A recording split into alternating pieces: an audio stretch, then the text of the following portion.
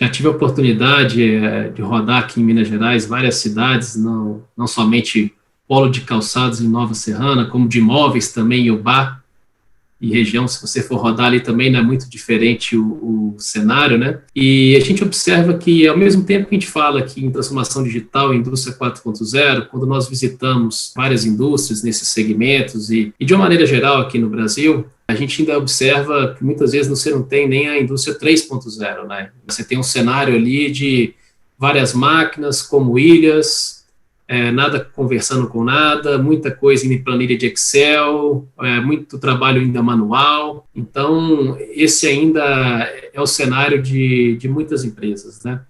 De muitas indústrias. Cabe a nós tentarmos apoiar e facilitar o processo de transformação digital, né, dessas organizações. Obviamente que o cenário de uma indústria de grande porte para um de médio e pequeno é diferente, até em termos de capacidade de investimento. Mas, de uma maneira ou outra, o que eu sempre recomendo, e vai ao encontro da segunda tese que você comentou, é você ter um plano diretor, você ter um roadmap. Se você tem algo nesse sentido, te ajuda muito em termos de governança, em termos de alinhamento da organização, especialmente esse envolvimento, engajamento de várias áreas, várias diretorias, e aí a gente não pode negar que tem um aspecto político junto disso, não é só o técnico, né, dentro do processo de definição. Então, esse é um ponto sempre recomendável e independente se vai se contratar de uma empresa, se vai buscar alguma associação, ou um consultor, algo do tipo, mas tenha sempre um plano, esse seria o melhor caminho. Embora nem todos adotem, mas é o que eu acabo recomendando mais.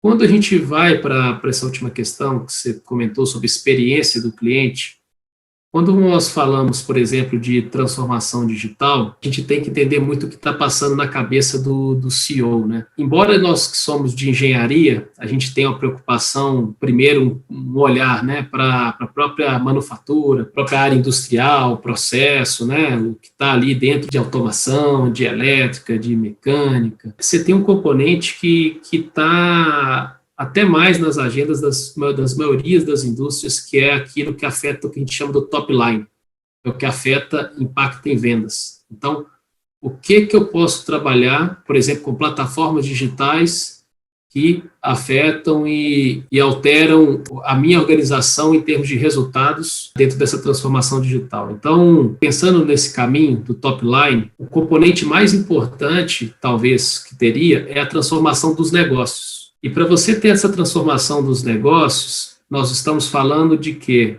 De repente, você desenvolver um novo business, você ter um e-commerce, uma plataforma digital que as pessoas consigam se conectar e adquirir o seu produto.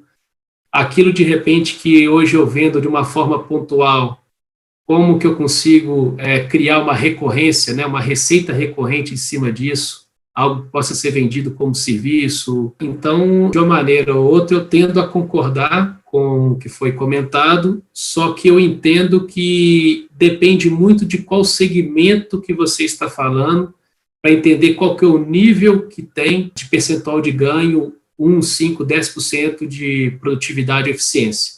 Numa indústria de processo, que é uma indústria de mineração, siderurgia, óleo e gás, eu vejo muita relevância nessa parte do bottom line.